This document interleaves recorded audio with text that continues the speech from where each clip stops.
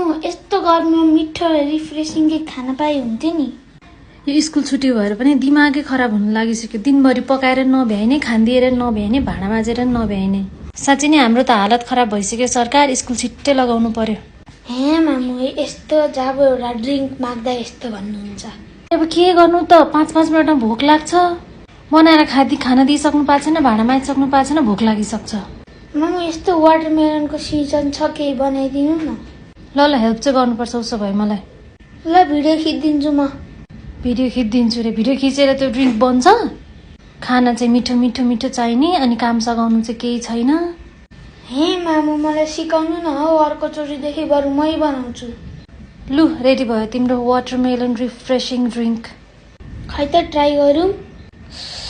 Looks refreshing. Cheers. Nice छ।